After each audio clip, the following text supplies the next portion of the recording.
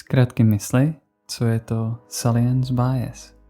Salience bias, neboli zkreslení nápadnosti, je kognitivní zkreslení, které způsobuje, že přikládáme nepřiměřenou důležitost informacím, jež jsou nejvýraznější nebo nejvíce upoutávají naši pozornost, na úkor těch, které jsou méně nápadné, ale často důležitější. To může vést k nesprávnému vyhodnocení situací nebo rozhodnutí, protože náš mozek se soustředí na to, co je viditelné a zapamatovatelné, nikoli na to, co je objektivně nejdůležitější.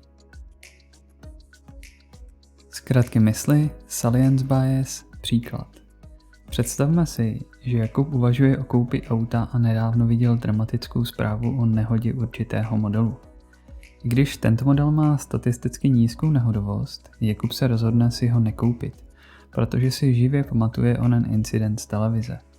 Tento příklad ilustruje, jak zkreslení nápadnosti může způsobit, že nadměrně zdůrazňujeme informace, které jsou výrazné a emočně nabité, zatímco ignorujeme klíčová data, která by měla být při rozhodování zohledněna. Zkrátky mysli, salience bias, jak vzniká. Salience bias vzniká z naší přirozené tendence zaměřovat se na věci, které vybočují z řady, jsou emocionálně silně nebo mediálně zdůrazňované. Lidský mozek je evolučně nastaven tak, aby věnoval pozornost výrazným podmětům, které mohou signalizovat hrozbu nebo příležitost. Tento mechanismus nám v minulosti pomáhal přežít, ale v moderním světě může vést k neracionálnímu rozhodování, protože výrazné, ale i irelevantní informace mohou zastínit ty důležité. Zkrátky mysli, salience bias, na co si dát pozor. Je důležité si uvědomit, že nejvýraznější informace nejsou vždy ty nejdůležitější. Salience bias nás může vést k přehlížení klíčových faktorů a k nesprávným závěrům.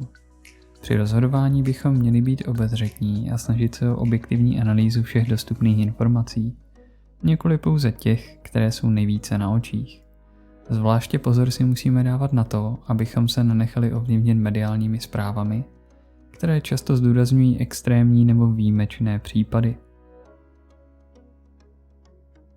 Zkrátky mysli, salience bias, jak jej můžeme využít.